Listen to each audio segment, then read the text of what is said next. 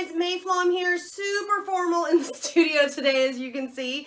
So 2 years ago this week, I fell and injured myself. Long story short, months later, discover a tear, and that's why there is pain. That's why I really can't function without a brace on. I get this device that I wore for a long time, and for a good while I had to pretend these fingers didn't even exist.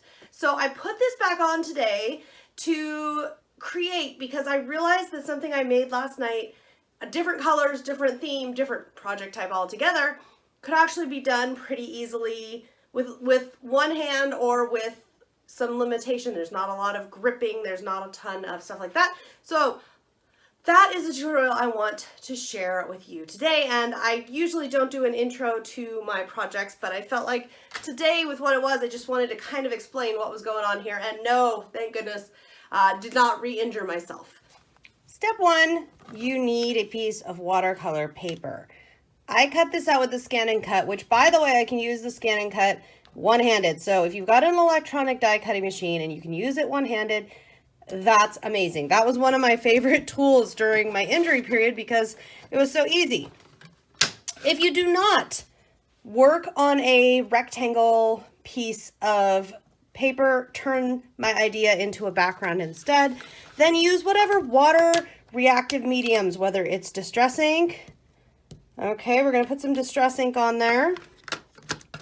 And note that I'm right-handed, guys, so I'm working here with my left hand only. If I was staying true to my injury, I wouldn't have been able to, well, honestly, to turn this whole thing around. So, what can we do with our left hand? We can do quite a bit. The only thing I will do at times is just kind of support my own hand there. And if you're going, wow, this is really ugly, May. Yes, it is. And don't worry about that. So could you add stamps on here? Could you do other stuff on here? Could you make this fancier? Could you use both hands and make it be prettier? All of the above, yes. Spray bottles. 2 squirts of water. Let's see. 3, like barely. We're barely. Look what's happening already, though. The colors are going to start to mix. The colors are going to start to blend and bleed. It's going to get really pretty. We're going to pull out our paper towels. Why paper towels? If you have a non-stick craft mat, that works great too. At the moment, I do not have one at the moment. Mine died a sad death and needs to be replaced, and I haven't done that. So next up, what we're going to do is grab some color spray. You don't have to put a bunch of different types of color mediums on. I'm doing this just to show you whatever you've got, it'll work. Whatever you've got, we can make it work. This is not a technique that needs any one specific color. Watercolor palettes get a little trickier because you gotta open them. But once you do open them, water brush can be a really good tool, a really good friend, because you can squeeze it in here, pick up some color, and then keep squeezing it as you drop the color on there, and it'll add some fun watercolor. There we go. So we can add watercolor. Another favorite, the Heidi Swap Gold Mist. I can give it a shake. The only thing I will need to do, and I'm not going to really be able to show you, but between my body and the brace, so somewhere around mid-arm here, I'm using my body and my mid-arm to brace it so that I can open it, so no fingers used. This is a fun challenge for me because this was my reality for quite a while, and I'm just inspired to share this idea because I made this two-handed the other day in a different colors, different sort of idea, but I went, oh my gosh, this would work. This is something I could share, and maybe some of you might want to use it. So let me just dry it off. Next up, if you've got a tape runner, that's probably the easiest form of adhesive to use.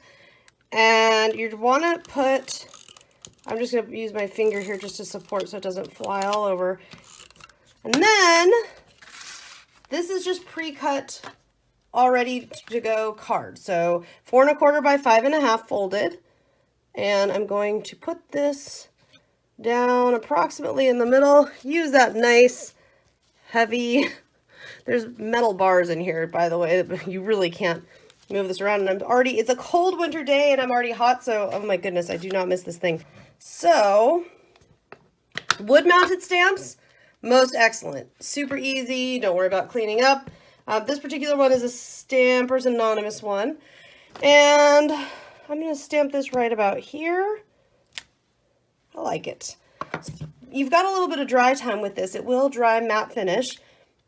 And I'm going to start right there. And then I'm going to put a little bit of adhesive down like so.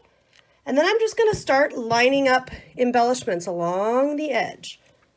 As you can see, I've just started using little sequins, little buttons, little beads. And once I've got a good amount down, I will just go and repeat the process. So I like to work in smaller areas just because then I don't have to worry about, you know, if I change my mind, or like on this one, I thought I was going to cover the entire area. I'll go all the way around, but now I'm thinking I just want to do this one little area. So it's good that I didn't put things down for all the way around, because now it's going to be easier for me to just place things down here. Cut out some stickles, open it up, give it a little shake here, and just kind of come along here and touch a few spots where I want a little more fill. Stickles works really great, or Nouveau drops, or whatever it is that you've got that you like. If you have any suggestions for other crafty things that are really great for, you know, if you're limited mobility or, you know, hand strength and all that stuff, I know it's very serious stuff, and it really does, it's hard. It's hard when you're not just at full strength, full health to craft, but there are things you can do. There are ways around it. I mentioned brush show. Brush show is really fun because you can just sprinkle it. I've got a video on that last year. I did a video on that. That's a lot of fun. There's definitely options, so don't give up on your craftiness. Just find a way to make it work with what you've got, and also with what works for you. I'll see you next time.